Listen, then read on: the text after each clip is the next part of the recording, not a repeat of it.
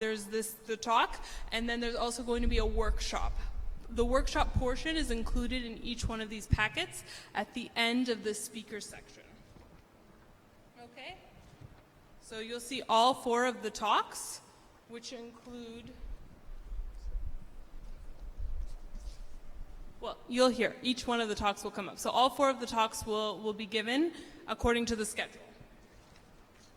After that, there is the bio of each speaker, and then following that is a helpful list of resources. And then after that is every one of the slides you're going to see in front of you today, okay? Yeah, also on the website will be all the slides from today as well, okay? So I want you guys to notice something as well. Notice that your name tags are different colors. This will be really relevant to the game that's going to happen. So look down, you'll see your name tag is either white, blue, brown, or one other color. Red or gold, yes. So basically you'll be separated into groups based on that color. So notice your name tag and notice that color from now. I'm really excited to introduce our first speaker, Ms. Dr. Maggie Atea. Dr. Atea is a clinical psychologist. She has been working for 15 years as a psychologist with all different patient populations, all different kinds. She has worked for 12 years with Caltech students, as well as running her own small private practice. She's also now the clinical director of Rose City Counseling Center, where she supervises doctoral students, which is super exciting, who offer low-income or affordable therapy for people who need it in the community. I know Maggie for a long time, and I know her to be the most warm and loving and motivating individual. She's here with her husband, Peter, and we are super excited to have her give this amazing talk. So please welcome Maggie.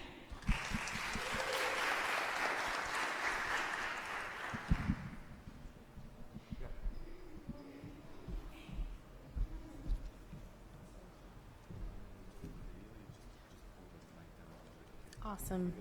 Hello, everyone. Wow, that's loud. Very exciting. I feel like an actual professor of literature. I mean, it's really funny. Well, welcome. I love what Abuna said, that you're investing today in your spouse and each other. I think it's great. I have to say the people that put this together, they're amazing. And they've really worked so hard. So I know they're going to get lots of round of applause, but I just want to give them another round of applause because it was a lot of work for them, and they did an amazing job. And they had us very scheduled, the speakers, so we've been ready for this for a few weeks. So they had asked me to talk about conflict management, and I thought that the first thing we have to talk about before we talk about how to resolve the fights that we have is how do we keep a healthy relationship. I work with couples a lot in my private practice, and what I see all the time is that the things that we're going to talk about today go missing. There are things that are there when we're dating. There are things that we're so excited about when we first meet the person that we're now with, but somehow these things tend to trail off. And we'll talk about it, but I think that one thing that happens too is when people have children. So we'll get to that, but initially I want to talk about sort of how it came to be. By the way, I'm not going to address like our Christian values because Abuna James is going to get here and he'll talk about that. Everything that we talk about, just infuse God in it, because obviously we're all Christians, and so this is good. But I wanted to bring up the idea of how we learned that being part of a relationship is actually innate. It isn't something that is just like a socialized thing. This is an innate, born thing that we're meant to be coupled up. So Harry Harlow kind of changed this view for us in psychology because he did all these great experiments on rhesus monkeys, and he found that they had two different categories of, two different like platforms where these acted as the mother monkeys, and one of them was a terry cloth monkey with like warm like fur, and the other one basically was dry but had milk. So this was like a source of food and nurturance, and then the other one was just comfort and warmth, and they found that the monkeys would go away from the milk and towards the one that felt like it was the mothering, kind of warm, so that we were finding that basically through touch and affection that outweighed their fundamental need for survival. So I just thought that was really in psychology, we find it pretty interesting. You guys might not, but other really cool thing is Abraham Maslow's hierarchy of needs. This is also kind of fundamental in psychology, that it's about what motivates us. So these are our different categories of things that motivate us. By the way, you can see the slide behind me, right? Okay. So basically your fundamental needs are what motivates you, are like food, water, and sleep, and then safety. But I just thought it was so interesting that in the middle, dead smack in the middle, is love and belonging. So again, it's not something that is just something that we want, but it's actually a need. So you're with your partner right now because you need that person. So just keep that in mind as we go through, that that person is actually not only complimenting you, but they are making you whole. So keep that in mind. I like to think about relationships like I think about salad. Anyone that knows me knows that I love to eat salads, my favorite thing. But there are definitely different categories of salads, right?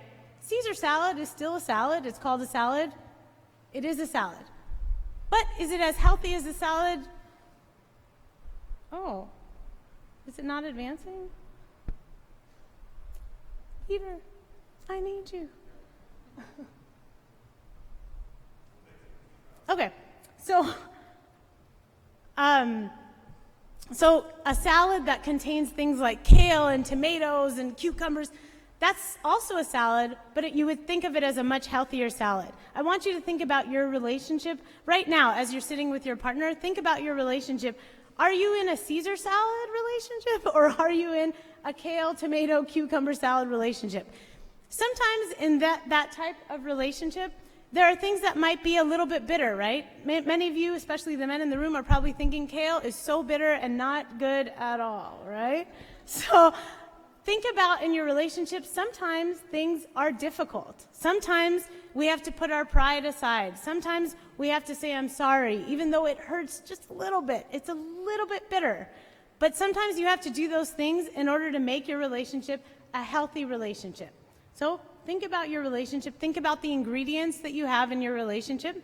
And that's really what we're going to go through. So the first ingredient for your healthy relationships, and if you can see in the workshop, the worksheet, I left it blank so you could fill it in, is communication. This, I know everyone in this room has heard 4 million times. Communication, communication, communication. The reason you've heard it 1 million, 4 million, 600 million times is because it literally is the keystone to a healthy relationship. If you aren't communicating with your spouse, everything is lost. How will you know what the person is feeling, or what their needs are in that moment? The really interesting thing, I feel each other really well, and they stay married 20, 30 years. Guess what? 20, 30 years down the line, you aren't exactly the same person as you were 20 years prior. But the couples that I work with tend to treat each other exactly the same as they did when they first met.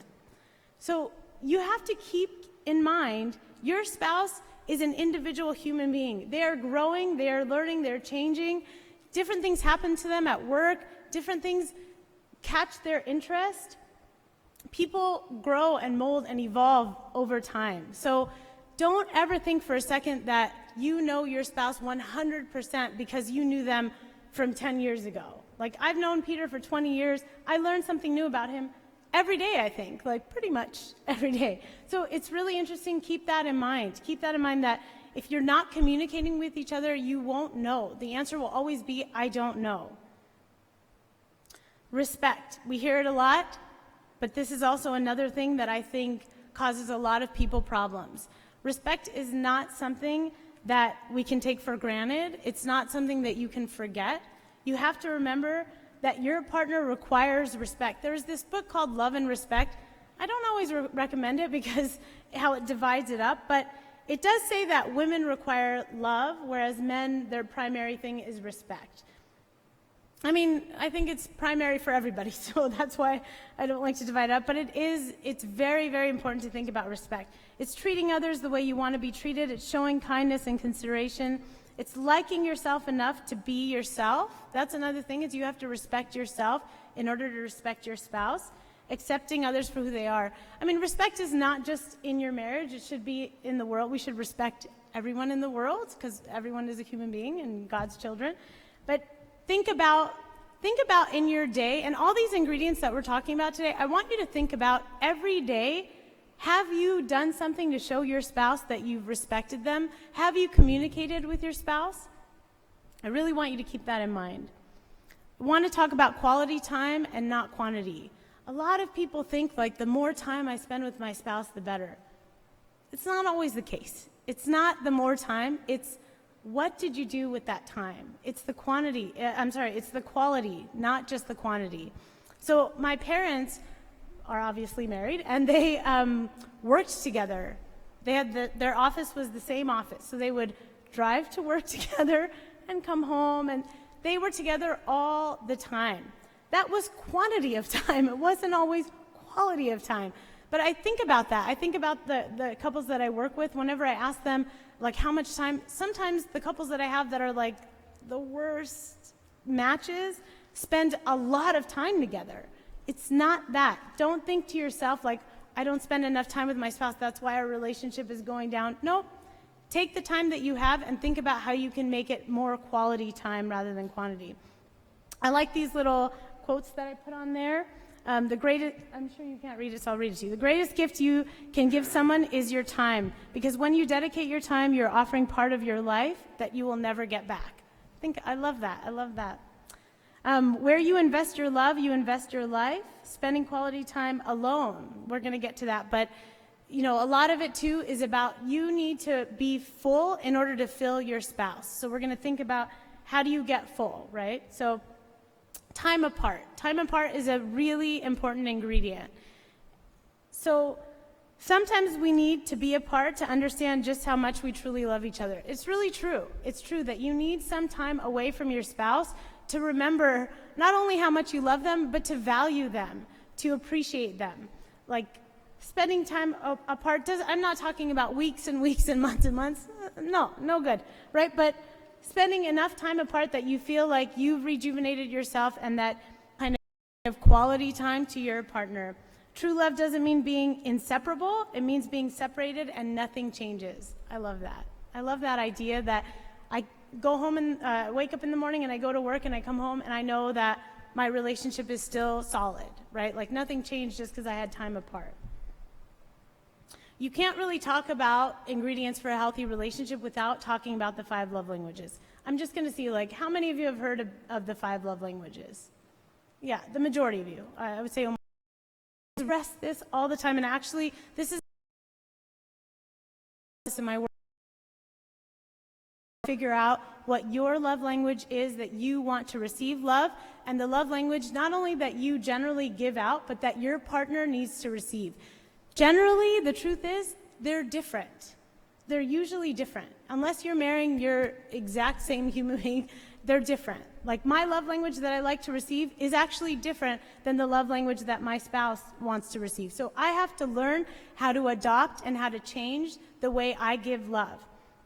So the 5 are receiving gifts, acts of service, words of affirmation, quality time, and physical touch. There are lots of things you can do online to figure out which one your primary. They're usually primary 2.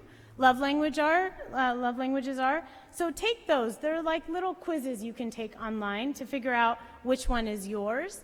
And you'll feel, right, all of us pretty much accept love in all of these languages, but we have a primary and usually a secondary, and our spouse will have a primary and usually a secondary. So you really, really want to think about this.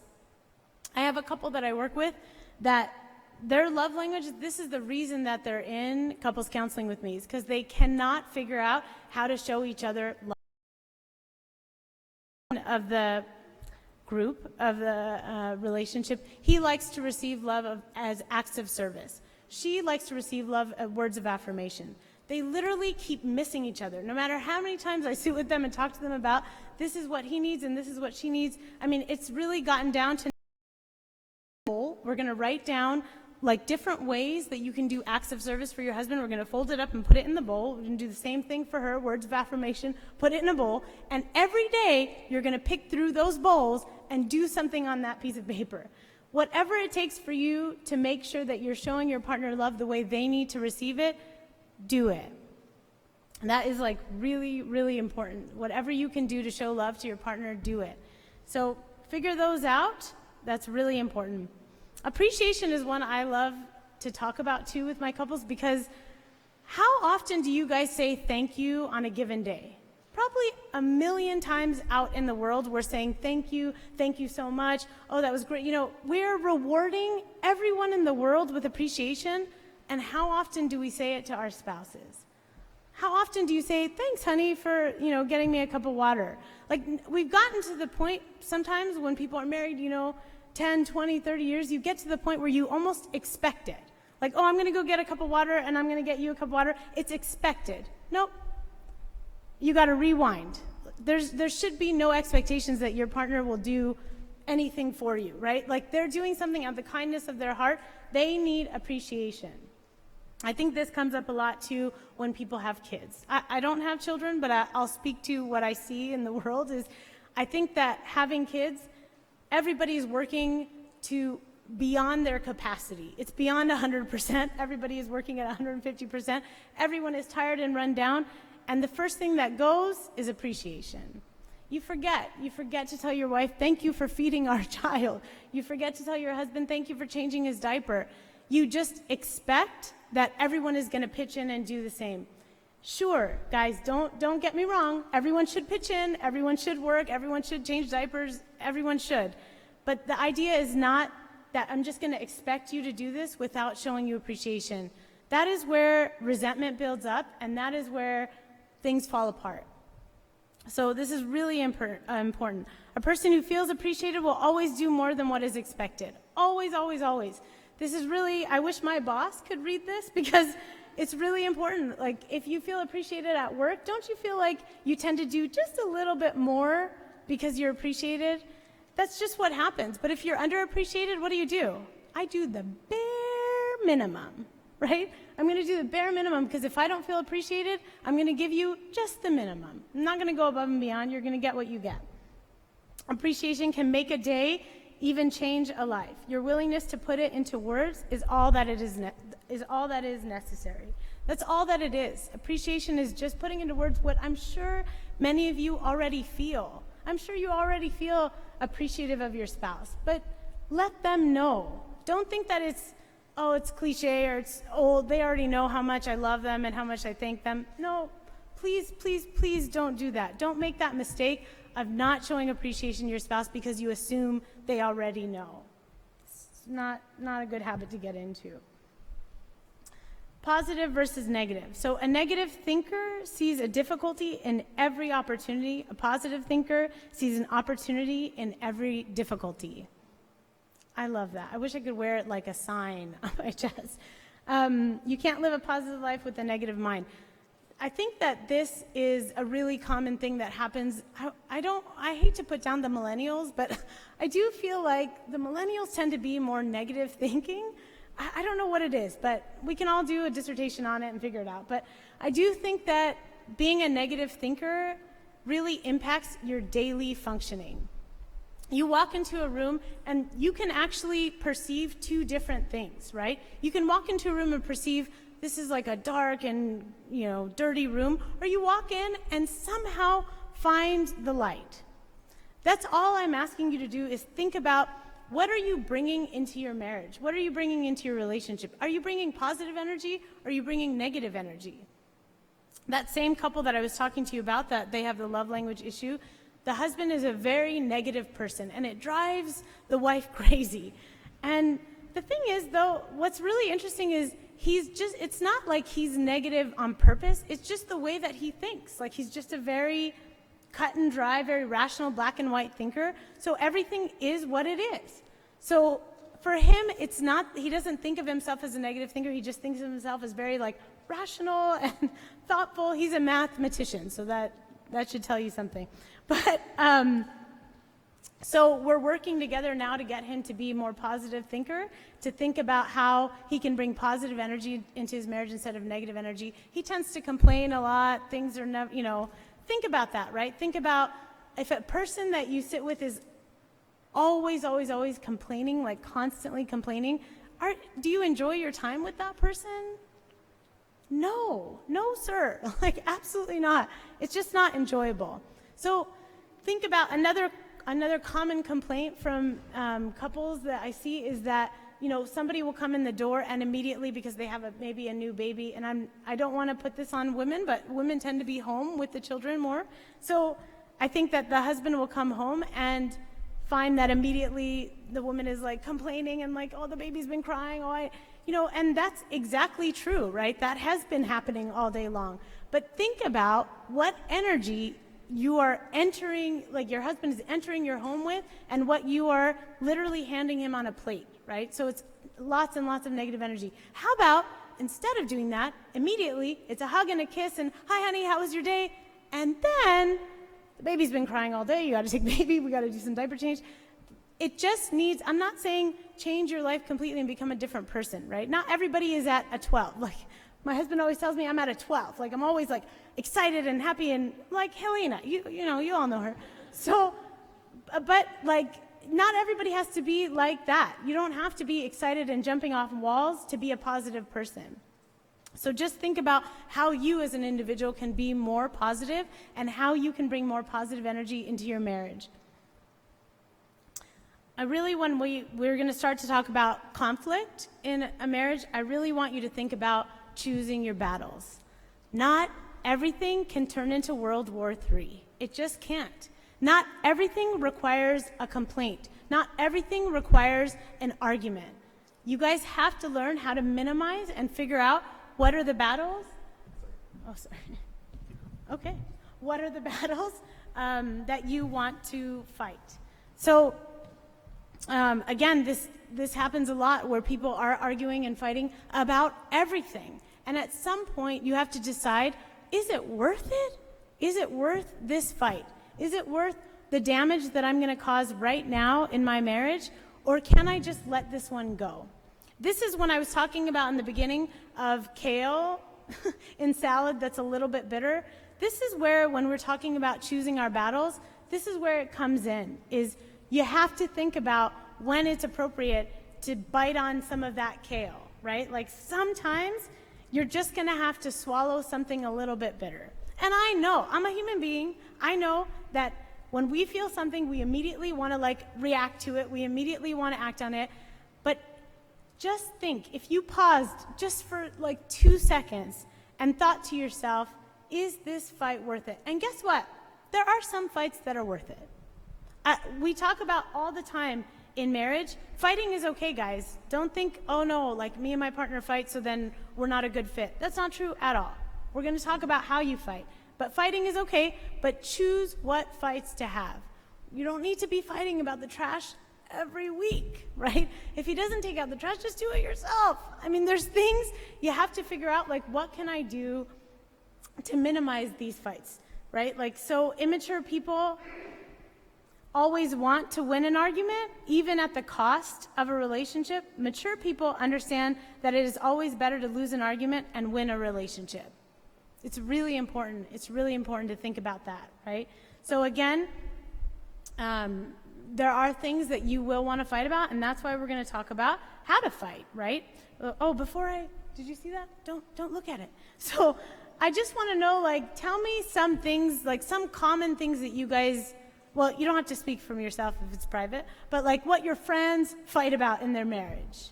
What are some common things that people fight about in their marriage? What are some common arguments you've had, or this fight comes up a lot? What are some of the issues that you guys, yeah? Social media? Oh, that's a good one. I didn't even think about that. Yeah? Keeping house chores. Yep. How to raise the kids. It's a good one. Yep. Coming home late? Have you met my husband?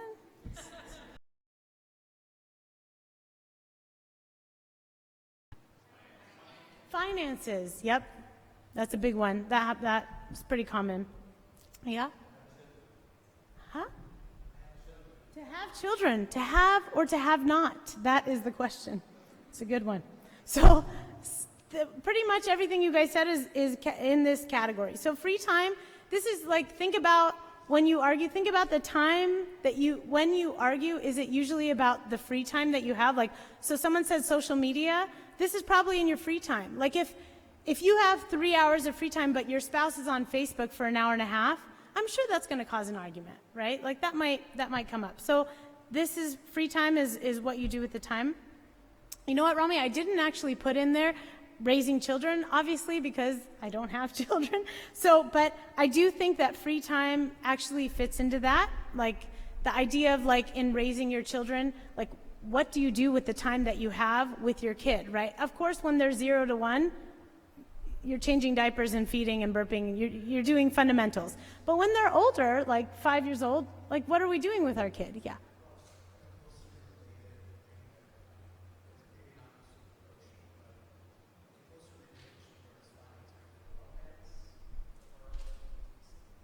Finding time to sleep and needing sleep.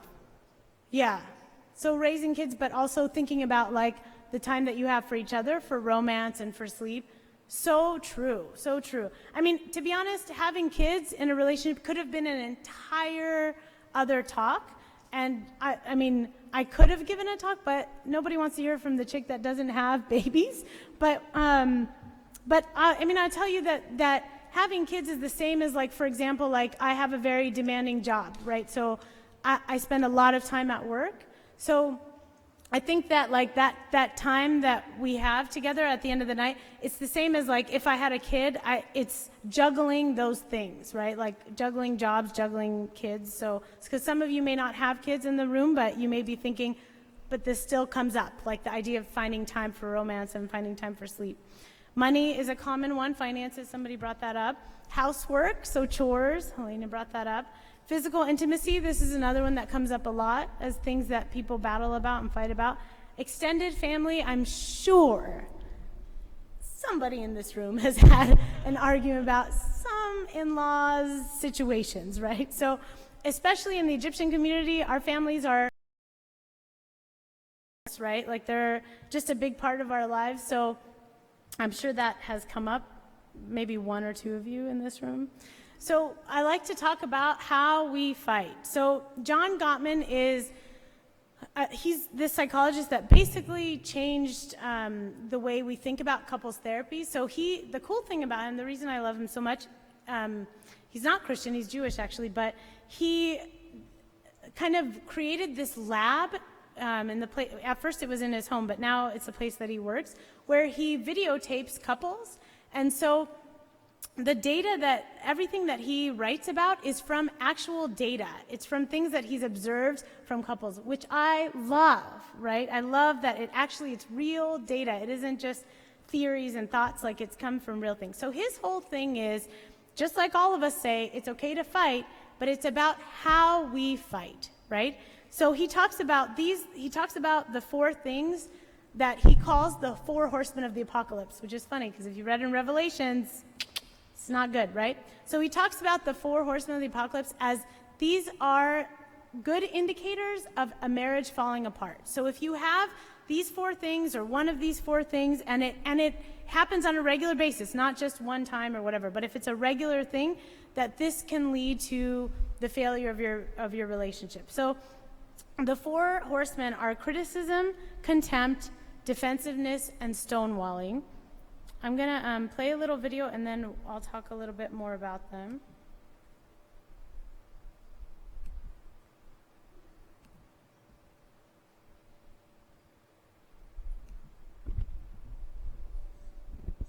But where's the speaker? I have a commercial just for you to watch. Anthony. Sorry, bear with us. I can talk as we're getting the video. It's what? John Gottman. So in some of the references you have on your page, some of the books by him, I've read most of his books and I have to say they're really good. So should be on there. Yeah, that's just one of them. He has like I think 7, 8, maybe more.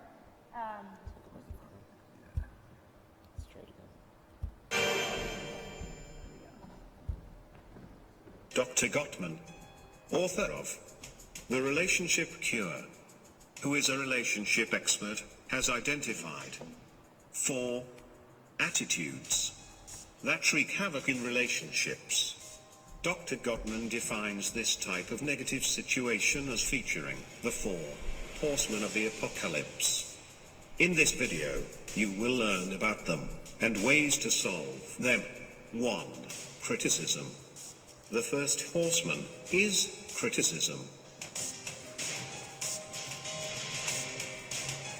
Of course, we all complain to each other.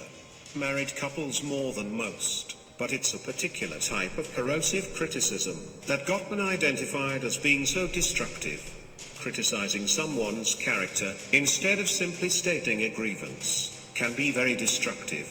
At their worst, criticisms have the implication that the other person is bad or wrong at some deeper level. How to deal with criticism. Voice the concern and make a request. For example, instead of saying, "You're late again. You only think of yourself." Say, "It's 9 o'clock. You said you would be here at 8. It's the second time this week. I'm lonely and upset when I wait for you like this." 2. Contempt. Dr. Gottman's second horseman, the most violent and dangerous for our limbic balance, is contempt. When someone has contempt for their partner, this is the single greatest predictor of divorce. Contempt can involve sarcasm, name-calling, mimicking, and eye-rolling. Whatever form it takes, contempt makes the other person feel worthless. How to deal with contempt. Build respect by appreciating the positive. For example, say, "I love your taste in music," instead of, "The sound of your laughter makes me want to vomit." 3. Defensiveness. A person is too defensive when they are always trying to make excuses for their failures or slip-ups. People do this automatically from time to time. But when it becomes a persistent theme in a relationship, this can signal the end. Take your share of the blame and suggest a solution. For example, "I guess I should have put it on my list." "Okay, let's do it now." Not, "No, I didn't pay the gas bill because you forgot to remind me." 4. Stonewalling. Stonewalling is when a person metaphorically raises the drawbridge and cuts off communication. Stonewalling is a masculine specialty that's particularly upsetting to women. After days of criticism, of attacks, and defensiveness, one then decides not to give nods of encouragement to their partner. When they speak, no attempt to empathize, and no effort to respond or connect. It's like talking to a brick wall. How to deal with. Speak, move, respond, blink, move a muscle, anything.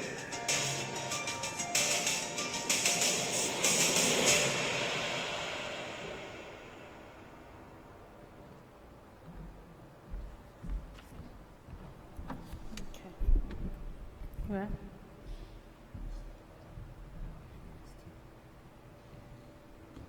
But not next. No, yeah. This page. Awesome. Amazing.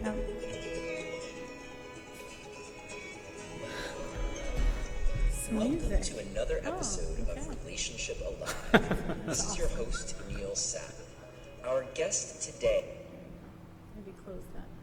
Yeah, let's close that. Let's close it out. Okay. Always fun. All right. Perfect. Thank you. Okay, so again, these are things you can Google and look up. There are lots of little clips like that out there, but I liked that one. But I really want to kind of break it down just so you can really like get into it in your head, these 4 things, because these really are, I really think they're the cancer to a relationship. So, and unfortunately, I think many of us do one or all of these at some point. And I think many of us could identify our partner doing one or all of these at some point. So again, this is not about that one bad fight that you had and then it's okay, right? We're trying to figure out now what do you do naturally? Like, what is your default, right? So think about criticism. Like, are you a person that finds yourself, like, when you're in an argument, and by the way, all of these things come from a place of, like, I mean, there's definitely family of origin issues there, like how you were raised and how you were taught how to fight and how it was taught to you, right? Like how your parents kind of parented you. So this is not, I want to say it's not your fault, right? Like if you are by default like a defensive person, that comes from somewhere. So you just got to figure out where that comes from in order to help yourself kind of figure it out and work through it. But if you're a person that automatically criticizes, that immediately you get into an argument or you find that something is going wrong and you find that you immediately want to criticize, you're complaining without like, and it's always like blaming the other person. Criticism is really difficult, right? Also, it doesn't make the person who is criticizing feel any better. Like this does not help anyone. You both fail. Like it's fail-fail situation. So think about different ways. So let's say I'll go from the male to the female. So let's say your wife comes home with like the worst haircut you've ever seen in your entire life, and your default is to say, "Honey, what happened? Like, where did you go? What did you do? What happened?" So the way you would maybe correct for that immediate thought is, "Oh, I see that you got a haircut." We're just going to leave it at that, right? So the point, again, we're not trying to make you be disingenuous. Like the idea isn't now, I want you to come home and be fake to your partner all day long. No, please don't. That's the worst thing ever. But the idea is, keep in mind what you are doing to your partner every day. What kind of things come up when you argue, when you fight. So think to yourselves right now, just take a second or two and think about the things that you may have criticized your partner for, and think about how you can correct for them, right? How in the future, if the same thing comes up, how you may want to correct the way that you speak about it. By the way, there are ways, like for example, I'll use the haircut thing. So she comes home, terrible haircut, you immediately want to say terrible haircut. Instead you say, "Oh, I see that you got a haircut." That doesn't mean that at some point you may want to say to her, "I don't enjoy the haircut that you got. Like, maybe we can figure out different, hair salon for you to go to next time." It doesn't mean that you can't communicate, number one, right? Communicate what you truly feel. If you didn't like her haircut, it's okay to say at some point, "I'd like you to work on changing your haircut," but you do it in a way that isn't critical, that isn't a way that is going to hurt somebody's feelings. Defensiveness, it happens a lot. So I really want you guys to think about, in arguments, are you becoming defensive? Do you find yourself like immediately that your partner or somebody, okay. I should look behind me every once in a while. We're going to get off airplay for the next one, but keep Okay. going. So you want to think about when you feel like you're being attacked, that if your immediate default is to be defensive about it, right? So you're losing your communication. In being defensive, you've shut down respect, you've shut down communication, you've shut down all of the things that we talked about in terms of having ingredients for a healthy relationship. Defensiveness comes from a place of insecurity, right? So if somebody is telling you you've done something wrong, take literally a 1-second pause. If I tell you, "You did this wrong," take a pause. Just take a second and think to yourself, maybe I did do something wrong. Like, I think that the easiest way to diffuse a relationship is to go, maybe, instead of saying that your partner is completely wrong, maybe you say, maybe. Like, I don't want to say that everything you're saying is completely wrong, so maybe let me think about it. That's, one of the tricks that I tell my couples all the time, and we do this in session, is I'll tell them, say to your partner, maybe. Let them say the worst thing possible, and then you say, maybe. And then it gives you a second to really think about what it is that they've said, and then you get to think about why they said what they just said. I wanted to ask you any examples, but I just feel like it's I don't know if you're willing to share, but is there anything that anyone, again, maybe your friend talked to you about things that you may have gotten defensive about, but that comes up? Like, anyone want to share? I know it's private, but your friend dealt with it, Maggot.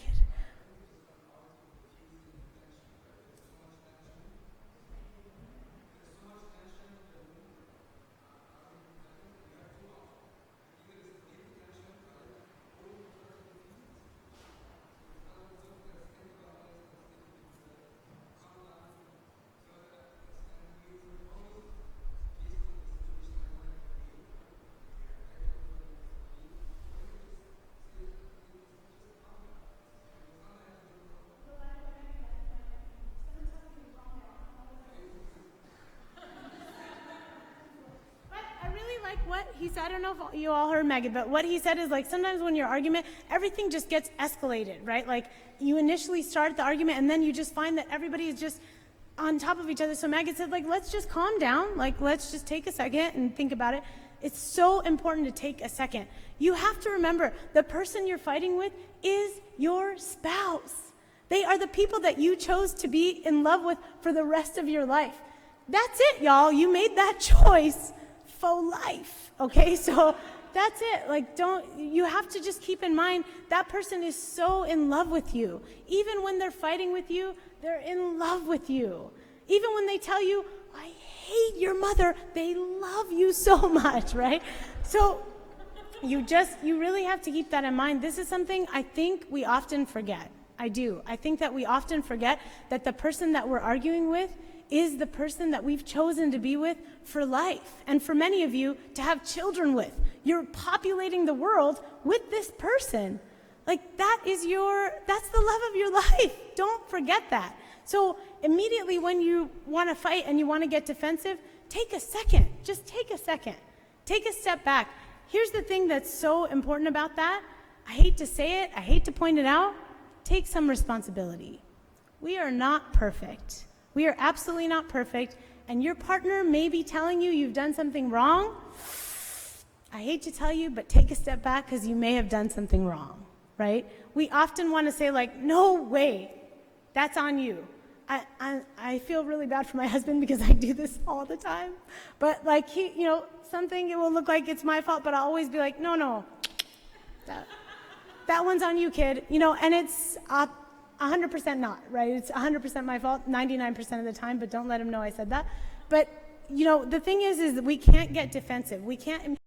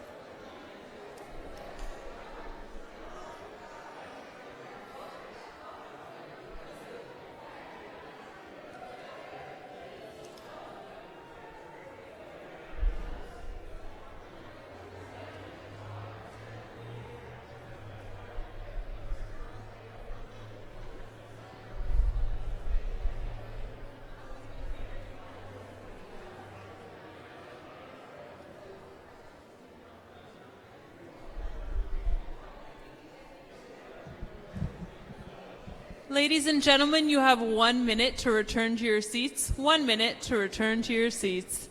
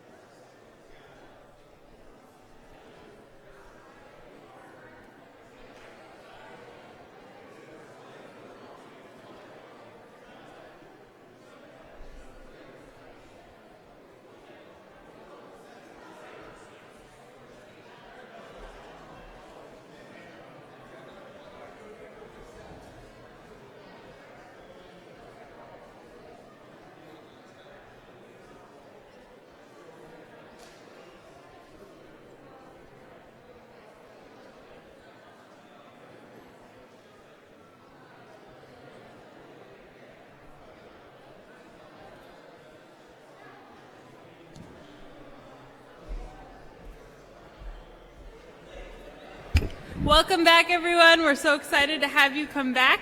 I want to really thank our last speaker. Maggie, you make me look so good. I get so excited when you speak. Thank you. So our next speaker is Dr. Mina Youssef. He's a child and adolescent psychiatrist. He's been working for the past 6 years with individuals, with children's, family, and couples. He just accepted a job at the American Indian Counseling Center with the County of Los Angeles, where he will start in the fall. Full disclosure, this is my husband, and I'm mildly obsessed with him. Poco. I was going to use words like magical and unicorn, but I'm going to let it go and just introduce you to the most amazing human I've ever met in my life, Mina Youssef, on communicating.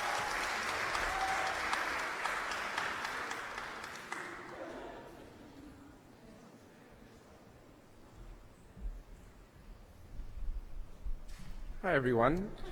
Can we all just give like a round of applause for Helena? She's doing like a great job emceeing. Thank you. Thanks for embarrassing me. I feel so loved. And also, just thank you to Dr. Maggie. That was just like gold and like titanium and platinum and all this stuff, all the good stuff. It was just like so good. And my hope is that I can kind of build on some of the things. I feel like she said everything that you ever need to know, but I'm like, okay, well, this is a good challenge. We're gonna try to take it a little step further here. So, what we're gonna talk about today is a little bit more of the like how-to. My hope is that we kind of make this like a practical like when I've got something I need to say to my spouse, I've got a need, a desire, an issue, or whatever. I need to say no, I need something to change, whatever. How do I do that in an effective way that keeps like the important goals of our marriage like as a priority? So, I mean, this could be from anything from taking out the trash to like, we need to talk about intimacy issues, and hopefully it will be able to be applied to the kind of range of things. So, the way I'm going to do this is by teaching you guys a couple of acronyms, because my brain has like very little space for new knowledge. So like I've learned that in my life, like acronyms are really the only thing that kind of stick like for like a couple days before they go away. So hopefully we can use these acronyms together. So we'll start with like, okay, what are our goals here? This is so important. Oh, wrong direction. Okay, we got this. So I think this is so important because before we decide to communicate with someone anything, if we take a second to kind of formulate, what do I want to get out of this? It's going to be way more effective. If it's just like a reaction to like, I'm hurt right now, I'm feeling an emotion, and I'm just like exploding with the immediate thing, we're likely not going to really achieve our goals. So in this seminar here, our goals here is so that we can discuss ways to get your partner to take your opinions seriously. If you have a reason to say no to something, to a request, how do you do that effectively? How do we move beyond power struggles so that we can cooperate and trust each other? And then at the core, how do we create a relationship grounded in mutual respect, compassion, and emotional safety? Then we want to talk about ways how we can be skillful in communicating what we need and want from our partners. And also, how do we get our partners to do the things we're asking? Because that's not so bad. It's a good thing when they can actually follow through. So I am using a model today, partly using a model called nonviolent communication. Nonviolent communication is something in the psych world that's been around for like about 30, 40 years. It was really started by this guy named, a psychology dude. His name's Marshall Rosenberg. He's really amazing. He has some great books if you're interested. Sorry. I think they're in the references. The nonviolent communication is in response to this idea that our dominant paradigm in communication is actually kind of a violent way of communicating. It's kind of a way that isn't, that is focused on, I have needs, I have wants, follow them. It's dominated by like, it's dominated by like a paradigm of there's one person in charge and another person that just follows. So the nonviolent communication model is based on this idea that there's two equal people that they're trying to work together for a common goal. They may have some differences, but the idea is that they're going to be focused together to work as a team. It's really been spread by this fellow named Arun Gandhi. He's actually the grandson of Gandhi, the original Gandhi. And he said this quote, where nonviolence really means that you're allowing the positive within you to emerge. The focus is going to be dominated by love, respect, understanding, appreciation, compassion, concern for others, rather than like in the dominant paradigm, which is the violent paradigm, that we're self-centered, greedy, selfish, hateful, prejudiced, suspicious, and aggressive attitudes. So I think to start with, how do we get to where we want to be, let's take a second to identify some of the common barriers to what stops us from actually just having having this so easy. Well, it's tough. So in your handout, you've got 6 things. They're all listed here. So we're going to list them really quick one by one. First is, oftentimes we just don't have the skills we need. We don't have the know-how. So we want them to get what we're trying to say. We want to be able to listen to what they're trying to tell us, but we don't really know how. We're kind of it's like trying to fix a car without the tools. I just don't have the skills. Other thing is sometimes we have the know-how, but we haven't really taken the time to figure out what is it I want. We don't have a goal set out. We don't have a request. So we're kind of an example of this would be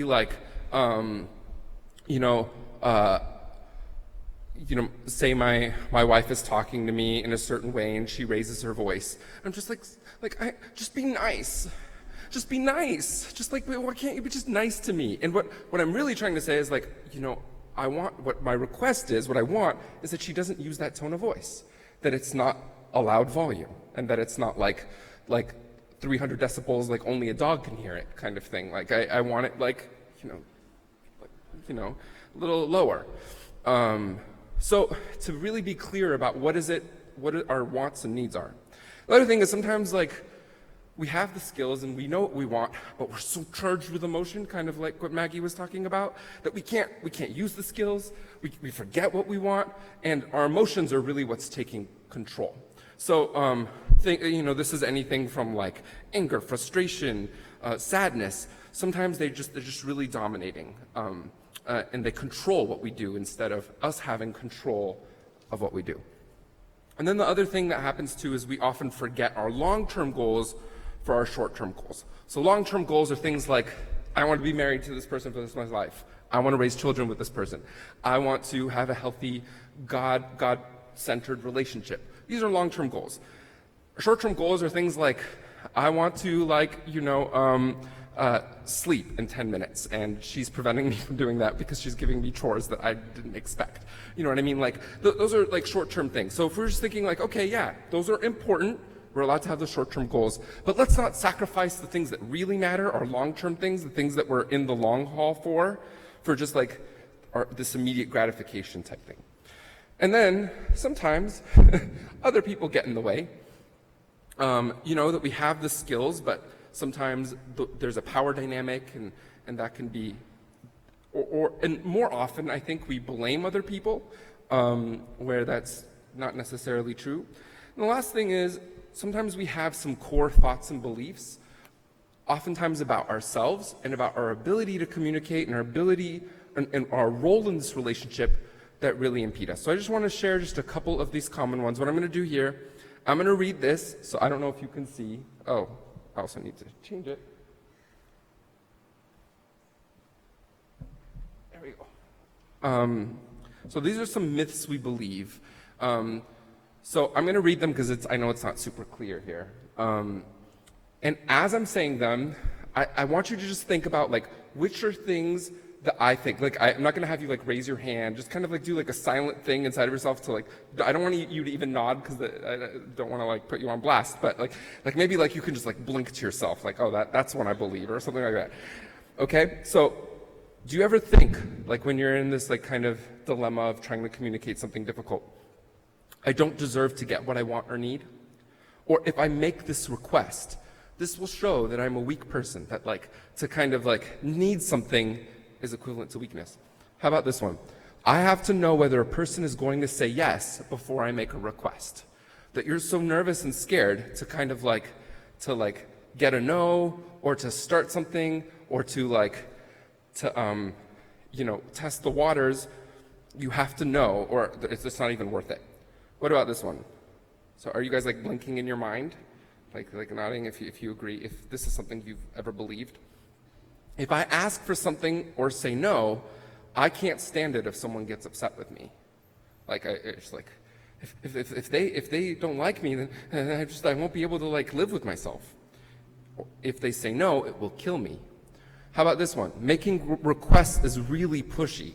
Like if I actually ask for something or ask for something to change, I'm being really selfish and self-centered. How about saying no to a request is selfish? I should be willing to sacrifice my own needs for others. Obviously, the problem is just in my head. If I would just think differently, I wouldn't have to bother everyone else. What about this one? If I don't have what I want or need, it doesn't make any difference. I don't care. I think that's a common one, self-disclosure here, that I experience is kind of like, whatever, I don't care anymore. It's like this like apathy. But oftentimes when we tell ourselves I don't care, that's just like, that often means that we really care a lot. That's a common thing I've noticed.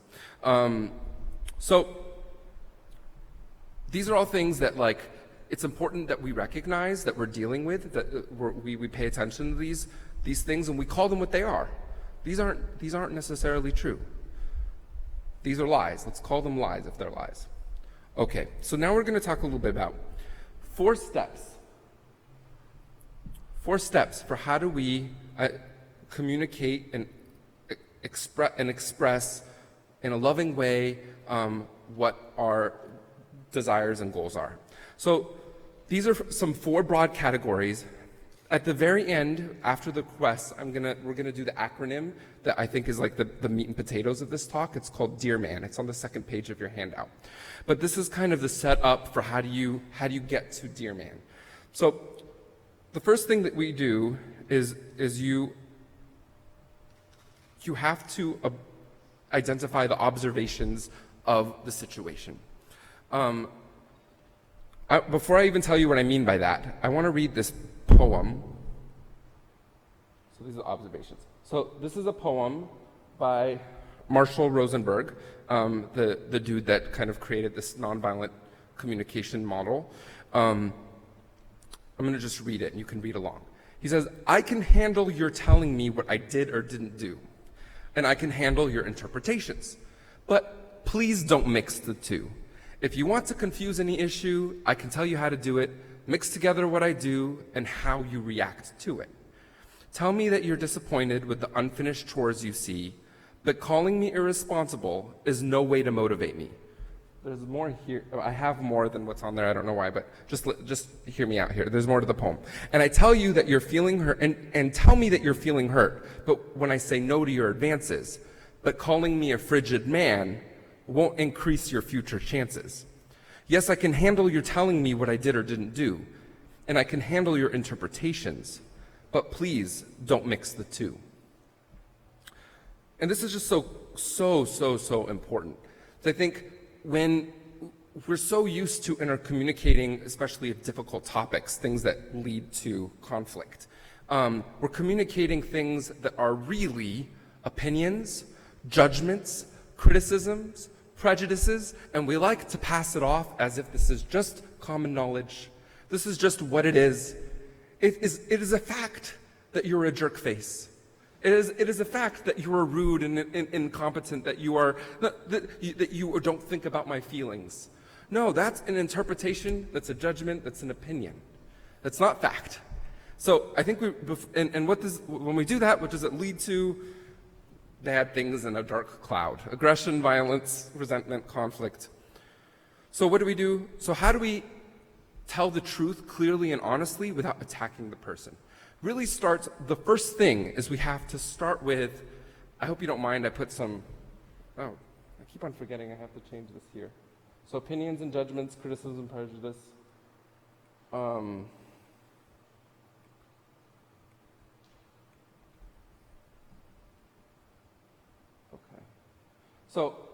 So it really comes down to observing. We have to observe just the facts. So this is kind of like looking like a detective would, or like you're almost writing a police report of the incident, okay? A police report can't put like, and this person was being really unreasonable because of blah, blah, blah. No, they have to be like, well, this person had their hands clenched, was maybe sweating a little bit, kind of like I am now, and had a red face or whatever. But they can't, those are all observable things that a detective or a police report would have.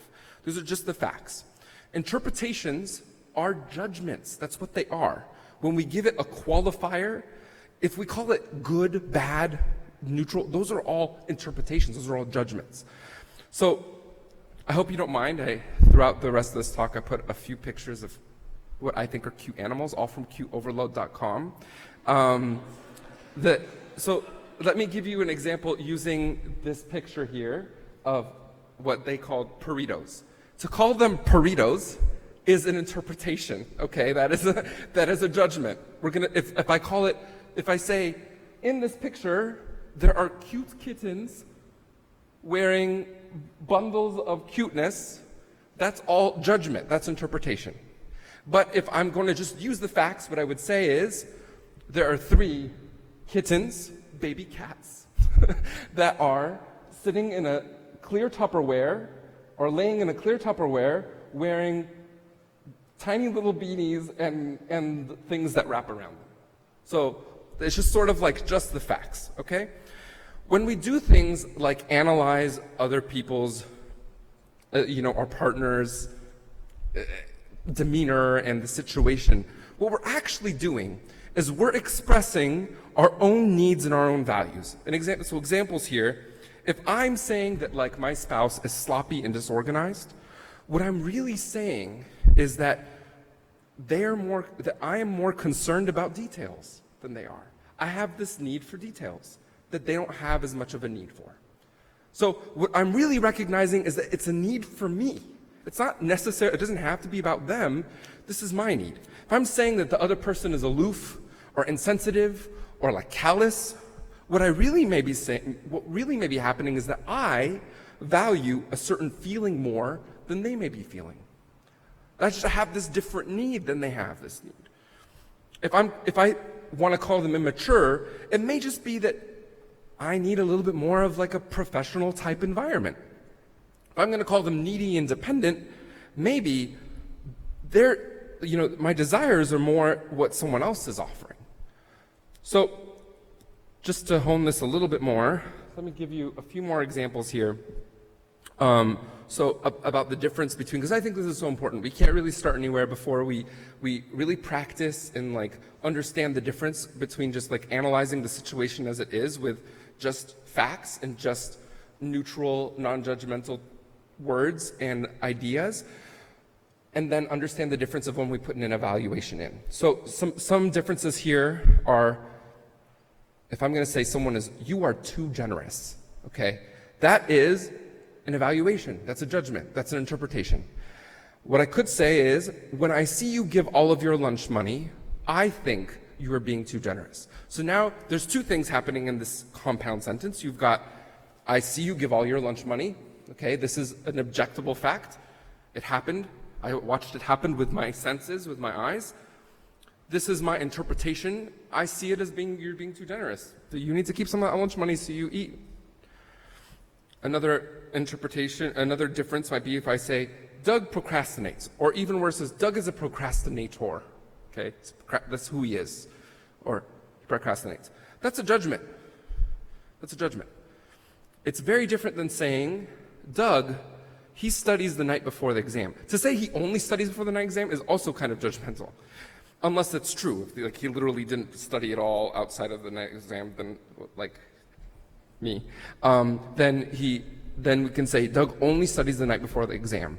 We're not calling him a procrastinator. We're not calling it procrastination. We're not saying he does the verb procrastinate. We're saying this is just exactly what he did.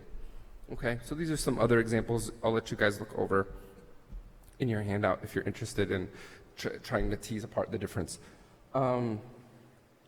So once we've gotten that pat, so an example of that would be, so if I am upset because my partner didn't come home at the time I was expecting, it would be very different to say, honey, you said you would be home at 6 o'clock and now it's like 9 o'clock.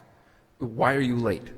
That's a judgmental thing to say, like, why are you always late? It's also judgmental. But to say, dear, you told me earlier this morning that you would be coming home at 6. I expected you at 6 o'clock and you did arrive home at 9 o'clock. Those are just facts. We had that conversation in the morning. As much as concrete detail you can put in, sometimes helpful. Like you could say, like, it happened, we talked about it 2 times this week on Monday and Wednesday, and today, which is Thursday,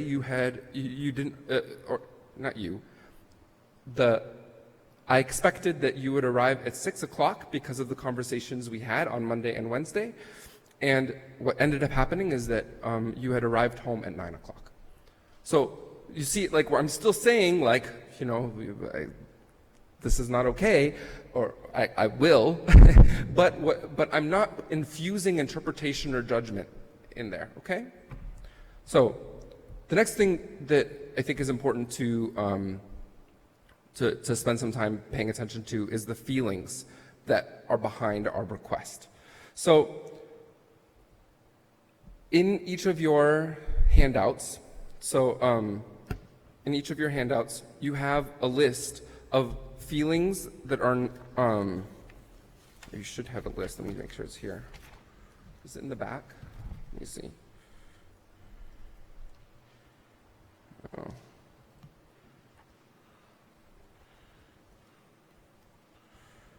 Okay, never mind. I don't think it made it to the handouts.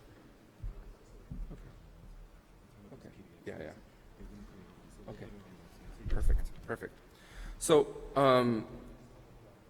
perfect. So what you see here is not, or what you will see here,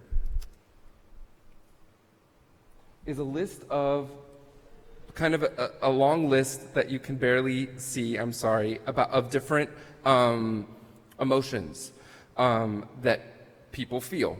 On the left side are emotions that are commonly felt when our needs are met, when we feel like what we need, both physically, psychologically, mentally, spiritually, is fulfilled, then we feel comfortable, rested, interested, glad, peaceful, loving, all kind of positive emotions, all kind of different ways to like kind of happy, positive things. On the right side, you have needs that are feelings, emotions that come with when needs are not met. So feeling tired, uninterested, bored, sad, nervous, mad, anxious, scared, annoyed. So I think it's really important to have this language and this repertoire of different emotion words.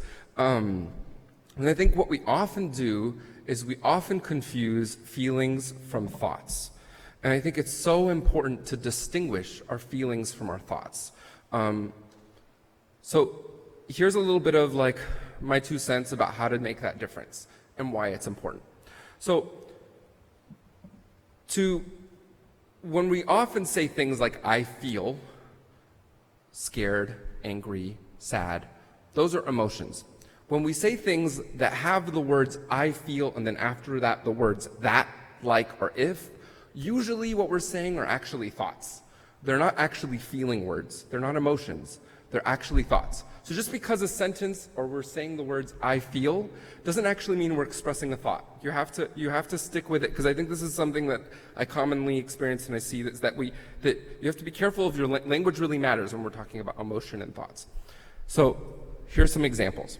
If you say I feel that you should know better, that we talked about it earlier, that is a thought and a judgment, right? You're not expressing an emotion.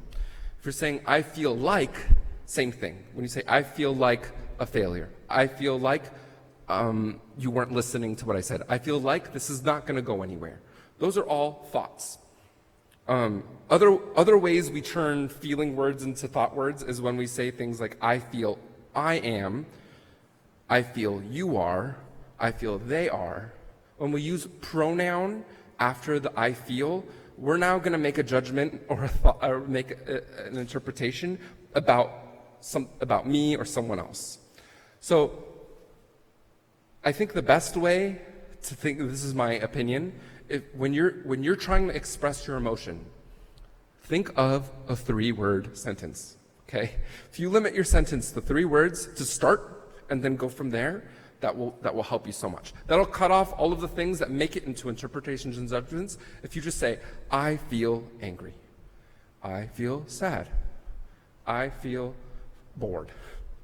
Whatever, just that way you're kind of stuck to just using I feel and then the emotion word.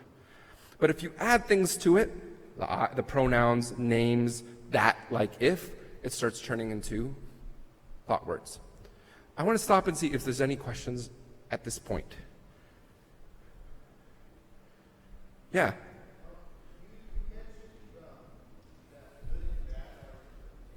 Yeah. Yeah. Mm-hmm.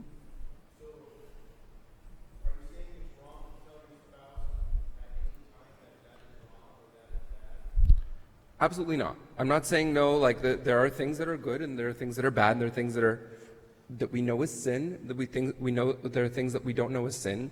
I'm saying in this model, I want us to start with just describing the situation.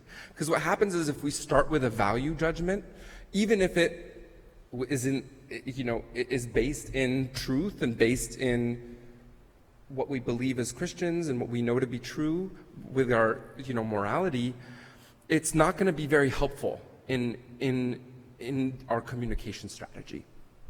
So I'm not against, I'm not saying like, let's just, everything, there's nothing that's good or bad. That's not what I'm trying to say.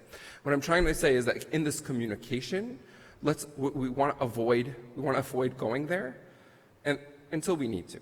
But in this kind of initial thing, let's stick away from the values. Is that fair? Is that okay? Yeah. Okay. All right. So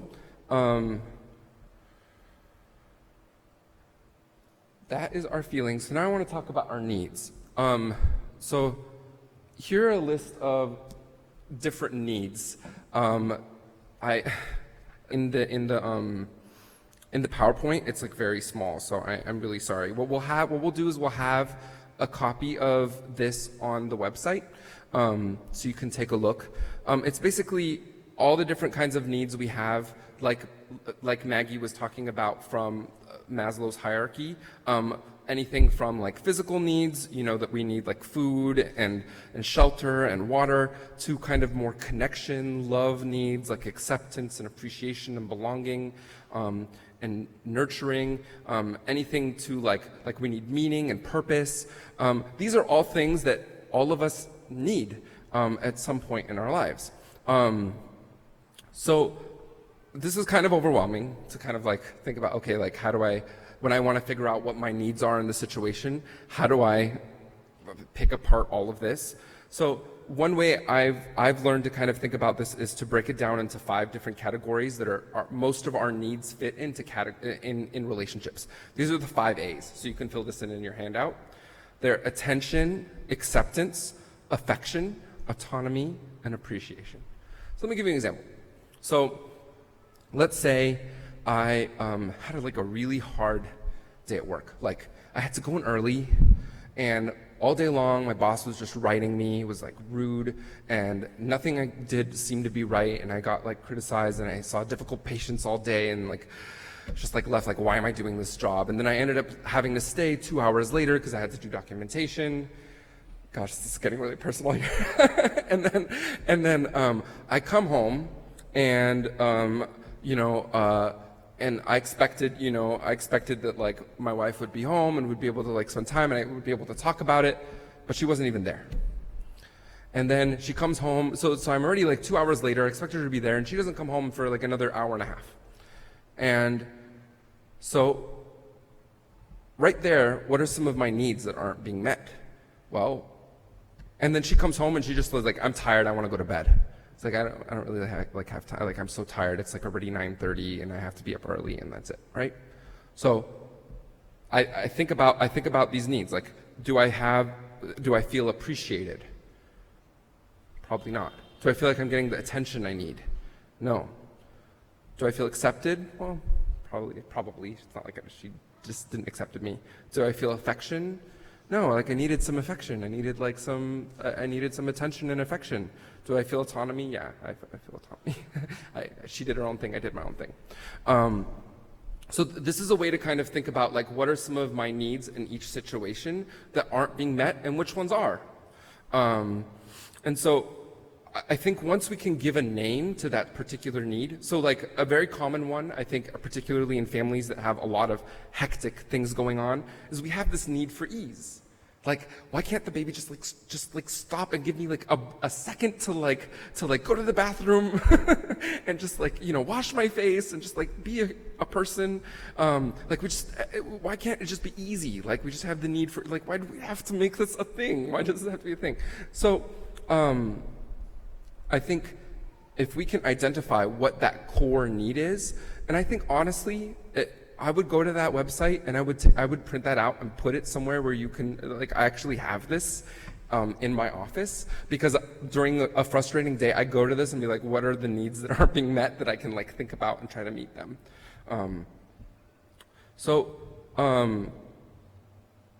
When we are having our needs not met, oftentimes what's happening is that we're receiving a message that is not positive, that is a negative message, something that is a criticism, something that isn't affirming in the moment.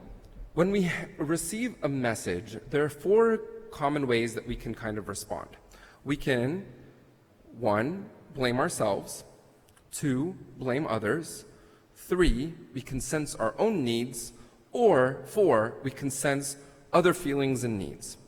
So going back to our goals and what's effective, what's most effective is going to be going to sensing our own needs and sensing other needs. When we shift, which is often much more, which is our default, when we shift to blaming others, these are the 4 things. Blame others, blame ourselves, sense our own needs, or sense others' feelings and needs. When we blame others, or we blame ourselves, we're kind of just, we're just in this circle of like, of just trying to pass on the buck. Instead of trying to figure out when I get a message, like Maggie was saying, how can I take responsibility for this? Or what are the, when my partner is communicating this, what are the needs that they are not having met? When my partner is telling me that I wish I was home at the time I expected, what do they need right now? They need assurance. They need security. They need they need trust, because I made a promise and I broke the promise, so that trust is broken. So to tie it all together, let's check out this example. So I want you to think about this hypothetically as we go through this. So imagine it's date night. You haven't had a date for like, imagine it's date night. You haven't had a date in a long time. Okay, so let's say it's been like 3 months or something, and you haven't had quality time with your spouse alone for like 3 months. And you're just like so excited. You're like, oh, I just really need this. We need to reconnect. You plan on meeting at this like restaurant that you've been dying to check out. It's got great reviews, and your spouse is excited. And you've been thinking about it all week long. You've had a really crazy day at work, but you're like, I'm gonna make it work. Like you rushed out of there. Like everyone was like, hey, we need one last thing. You're like, everyone shut up. I'm leaving. I have a date. You get there, right? So you get yourself to the restaurant right at 6:58 p.m. You wait. You text. You don't get a response. You call. You don't get a response. It's like 7:20, 7:30, 7:40. All right. So what are you feeling and what are you thinking? Why? And how might you act as a result towards this person? So let's use this model to break it down. So we're going to start with looking at our needs, then the needs that aren't being met, the feelings that come out of it, okay, when our needs aren't met, the strategies that we typically employ to kind of communicate that are often not effective, and then the evaluations we make about the person, the judgments that we often make, okay, about the person, the situation. So let's see. Oh, I brought it all. Okay. So let's start at the center. Let's start with the needs. The needs that aren't being met. Well, if I expected that my partner, my spouse, would be there at 7 o'clock and I put so much time and effort, my trust is broken right there. I feel disrespected. I feel like I made such an effort. We planned this like months ahead of time, and you couldn't even care to at least let me know that you're going to be 40 minutes late. And now, like, we only have an hour and a half left until we have to be home because the babysitter's leaving, you know, like. And then productivity, I could have done work. If you were going to, like, make me wait around, I could have been doing work or something else. I could have, like, talked to my mom on the phone or something, right? So these are all needs that could have been broken. So when needs that are not fulfilled, when those needs aren't fulfilled, what are some of the feelings? Anxiety. We're worried about ourselves, we're worried about them, we're angry, we're frustrated, we're annoyed, we're disappointed. So what are common strategies we use that kind of come out naturally when we're having these emotions? Well, maybe we'll kind of like use some sarcasm, maybe we'll speak in like clipped tones, we'll be a little bit colder, maybe we'll avoid the situation, kind of pretend like it's not bothering us, maybe we'll actually demand an apology.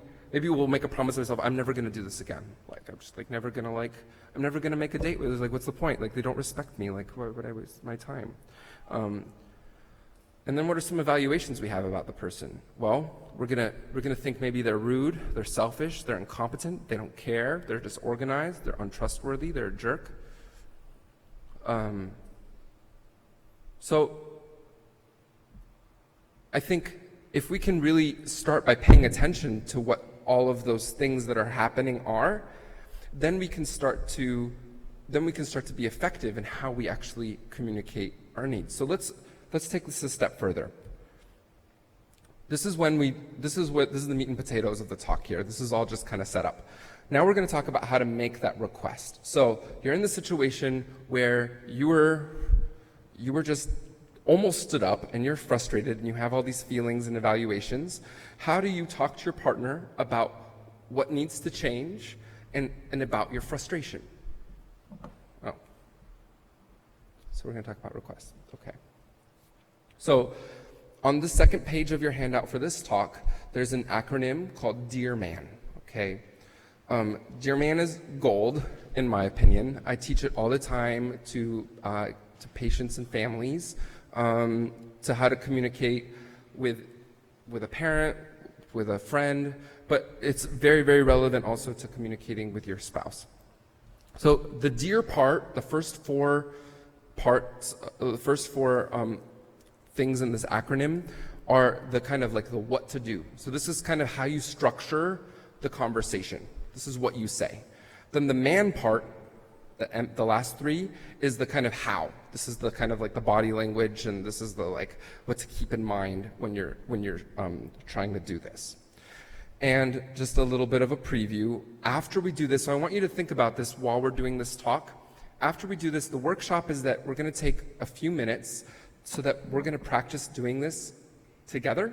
So what we're going to do is, after I'm done with this, I want you to take like 5 minutes to kind of just jot down notes about a particular thing you would like to communicate with your spouse. So it could be a request, it could be something you want them to know about something that's happened, whether recently or in the past. And I know I'm sort of just like, let's just fight. That's not what I'm trying to say. I don't want us to, just like, I'm hoping that we can really use this skill to have some effective communication. So you're going to pick something that you want to request. So it could be like, I would really like to talk to my partner right now about that. I really don't like it when they don't wash their dishes right after they put them in the sink. They just leave them in the sink and they pile up. I would really like to just communicate that they, in a way that they would hear me. So you're thinking about what your goal is, and then we're going to use this Dear Man skill to do that with your partner. Okay? And then you'll take turns. Does that sound okay? Are you with me? All right. Okay. So the first thing in Dear Man is that you have to describe the current situation. So this is using your observe skill, okay? So describe the current situation. You want to be objective, stick to the facts, tell the person exactly what you're reacting to. So an example would be, you told me that you would be home by dinner, but you didn't get here until 11 p.m., and dinner was at 7 p.m. So we don't want to say, you obviously don't want to hear what I am saying, you don't care about me, you obviously don't, that's not what I say doesn't matter to you, you think I'm stupid. Those are all interpretations, those are judgments. So when we describe, we're just setting up the situation, okay? So in the case of another example, in the case of you were late to the dinner, you would say, we had planned to meet here at 7 p.m. I got here a little before 7 p.m. And I had expected that you would get here also. I also had expected that you would let me know if you wouldn't be here by 7 p.m. and you arrived at 7:40 p.m. So these are all sort of like this is just, what happened, okay? There's no judgments, there's no interpretations there. Then you want to express your feelings and needs. So this means that you have to know what your feelings and needs are, okay? So this might for some of us, like it might feel more natural. For people like me, I actually needed to train myself to do this. I actually had to go to a list and think about, okay, what am I feeling right now? I need a list of words. And so that's why I wanted to provide it for you, so that you can actually, if you need some language to use, you can look it up. So how you do this is to say, I feel, I need. You want to use, like I said, short sentences. I feel frustrated. I feel annoyed. I needed to know that you would be here on time, and I have a need for respect and trust, and that's not met right now. That's it. Okay? So when you come home late, I start worrying about you. I feel anxious, nervous, worried. Okay?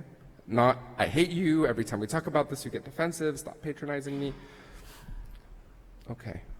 Any questions about expressing your feelings and needs? I know I'm kind of drilling the point home, but I think it's so important. So that's DE. A stands for assert yourself. This is when you're actually making the request, okay? So you start by describing, then we're going to express our feelings and needs, then you're going to actually make a request. What you don't want to do is say something general and say something that isn't concrete and clear. So you don't want to say something like, I just need you to to treat me like a person. Like, what does that mean? Right? Like, I just need you to not be mean to me or be nice, or I need you to just listen better. Why don't you listen to me? Those aren't, you're not expressing a need. Saying I need you to make eye contact and nod your head to let me know that you're hearing what I say. Or even better, I would really appreciate it if you could just repeat what I asked you right after I said it. And I know it sounds so childish, but my God, this has saved me all the time. All the time. Actually, this morning, we literally repeated back to each other something. Yeah, this morning. So you want to ask very clearly what your request is. And if you can, put in some details. So put in I would really appreciate it if you can make sure that you wash the dishes after you use them so that they don't pile up in the sink. If you have to leave them in the sink, they can't stay. I would appreciate if they don't stay longer in the sink than 24 hours. Something like that. It's very very specific, but it gives you, you're very clear about what your needs and wants are. Usually, when people know and understand what you're requesting is, and it's set up in this way, people respond usually pretty well. Where a lot of the argument comes with is I didn't really know that's what you wanted. I didn't really know, you didn't really know that's what you wanted, you know? So I think these things seem really elementary, but in the heat of the moment, if we just take a second, when you're taking those 5 minutes or up to 15 minutes, as Dr. Maggie said, to take a break, and you just kind of go through Dear Man in your head, and you come back, then I feel like I can sleep in peace. I'd be so happy if one person did that. Okay. A is assert yourself. R, this is my favorite animal picture, reinforce. That's a baby corgi. So what you want to do is you want to reinforce the person ahead of time by explaining the positive effects of what happens if they actually do your request.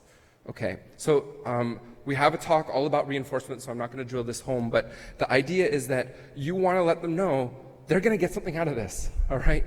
There's a reason why if you do this, it's not going to be just for me, it's going to be for you too. So to do this, we have to understand our partner's needs as well. So this is why when something difficult is happening, if we take a sense about what are my needs right now and what are my partner's needs, my partner might need some affection, might need some connection, might need some ease, right? What do they need also? So if what my partner needs is ease, then this is what I can do. I can say, well, if you follow my request, I would be so relieved and I wouldn't bother you. It would be so much easier for you to live around me if you did this, right? If you followed my request, your need for ease will be met. No more nagging, no more annoyance. So this is ways you can package what you're going to say so that it is something that is done in love and something that's done effectively. So, dear man, what's D stand for without looking down? Describe. All right, what's E? Express what? Feelings and needs. Sweet. A? Assert yourself. R? You're professionals. Sweet. Okay, so now we're going to do the man really fast, and then we'll practice. Do we have time? Okay. When am I supposed to finish? Yeah. Okay, sweet. Man. M stands for mindful. This is really important, because I'd like to say that, like, you know, you can just kind of go through the dear part of Dear Man, and like the other person will like listen sweetly and just like be like, yeah, honey, that makes so much sense. And like you guys like hug and there's like butterflies that come out, you know, like I would love that that's what happens. But what often happens is that there's all these distractors. The person might react. They might attack you. They might threaten. They might make judgments. They might be not so nice. So what you want to do is you want to stay focused on your goals, okay? Remember, long-term goals, not short-term goals. Remember to maintain your position, to stay clear. You know, you can stick with your request if it's really important to just like, sometimes it's helpful to just repeat it gently.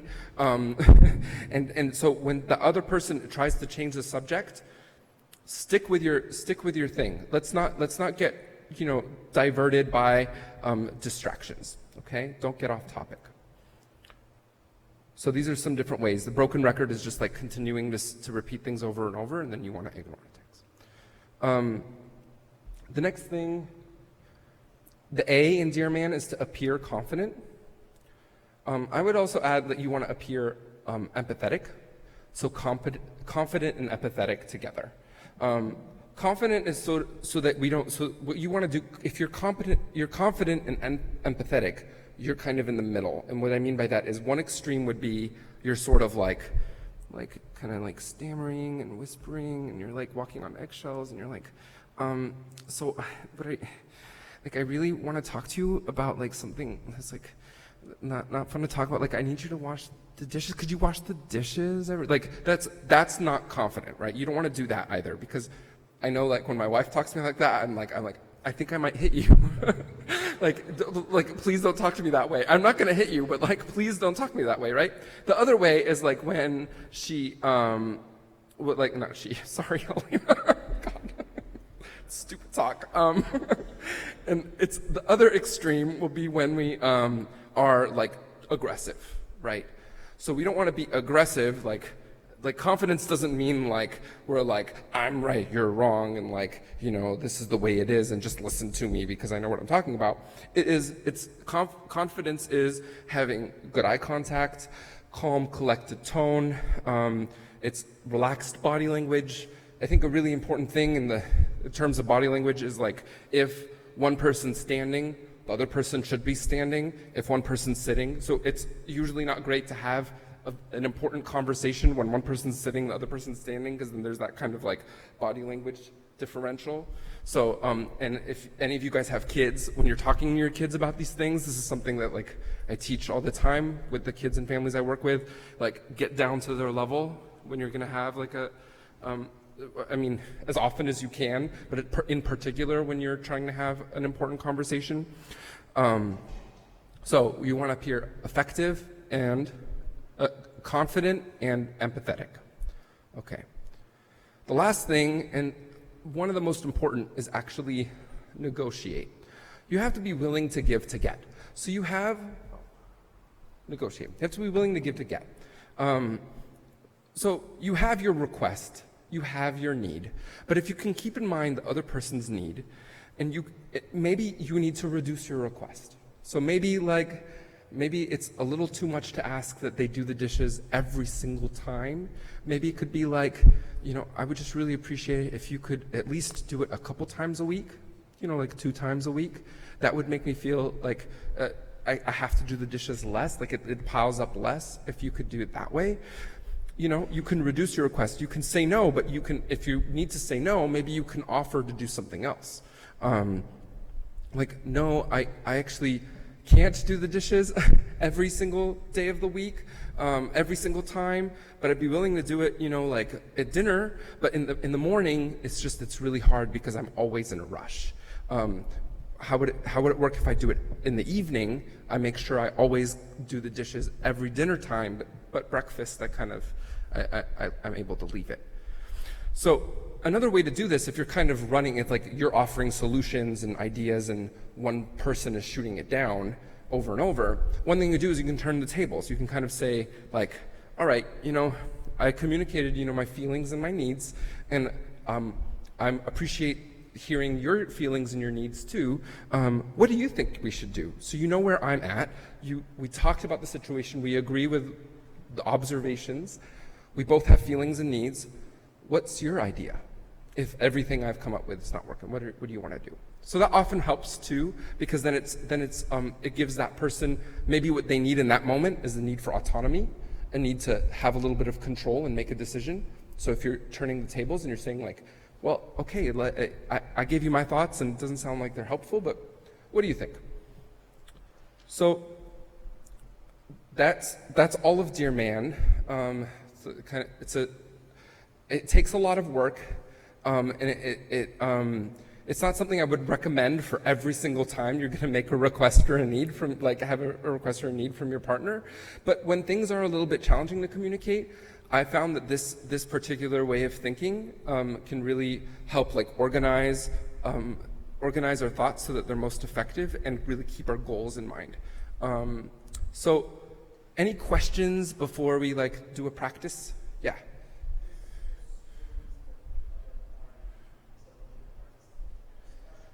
Yes. Yes, and that's a completely different, that's a whole nother talk, unfortunately. I think when it comes to stonewalling, I think sometimes what I've seen works. Let me give you a disclosure. The stonewalling I've experienced comes from teenagers and kids, so it's a little different.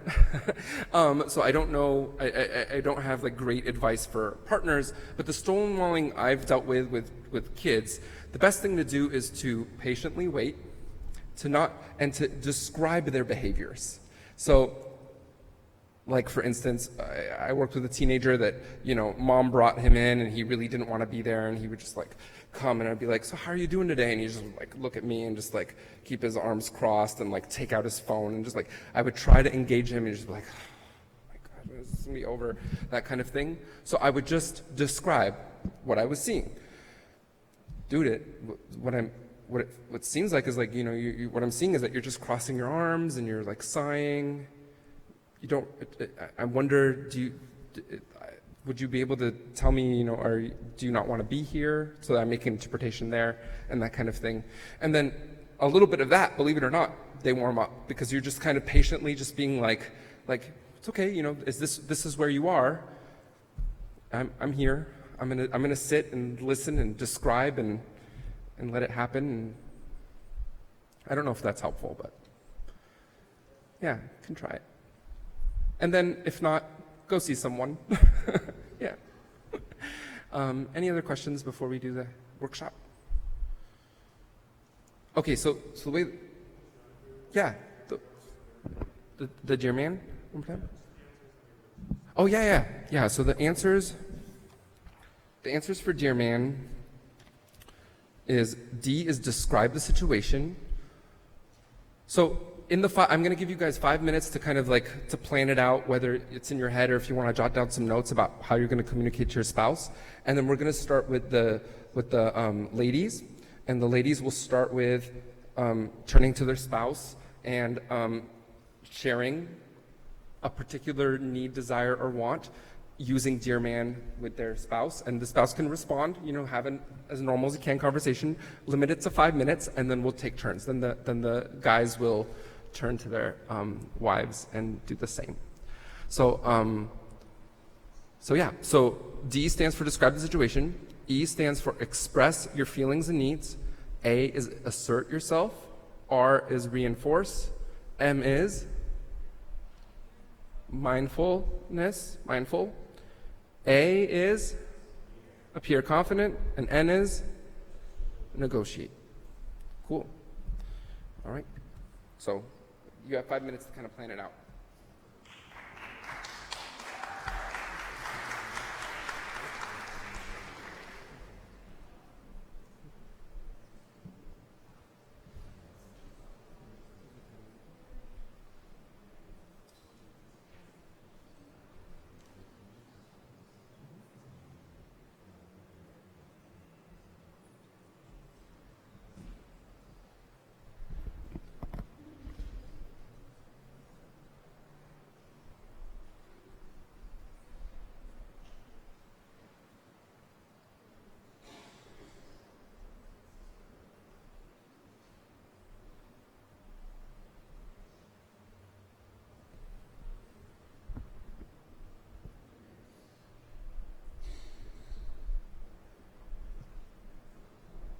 So sorry, guys. In the interest of time, if you haven't already started the actual communication, why don't you start that now? Because we only have about 10 minutes left. So ladies can start communicating to their spouses.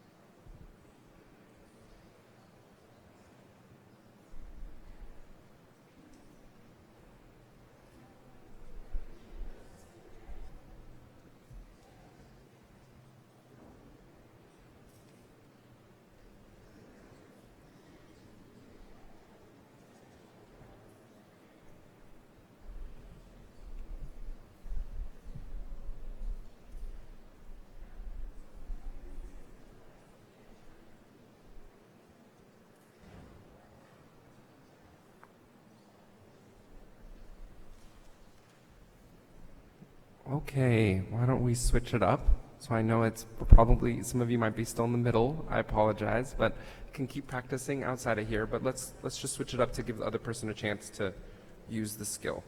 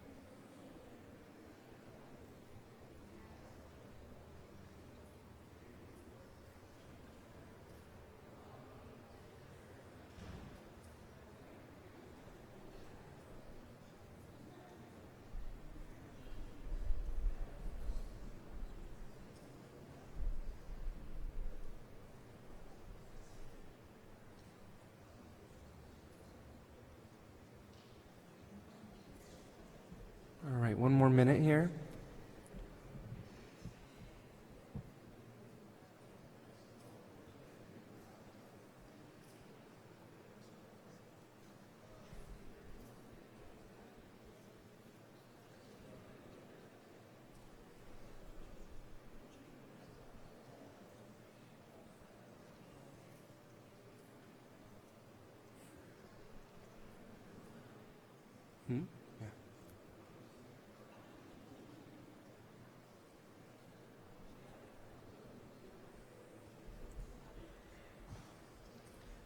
right, thank you everyone for participating. I hope, thank you.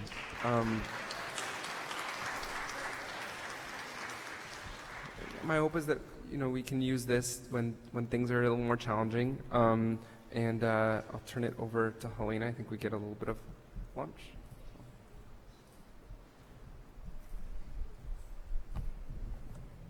Thank you, Mina, very much. That was awesome. So we are going to head over to Fellowship Hall for lunch. Prior to getting to the hall, there's about 15 couples who have cars with valet. The valet is closing, so if you can stop by, pick up your keys, you'll have access to your cars and you'll be able to leave when you want to. Okay?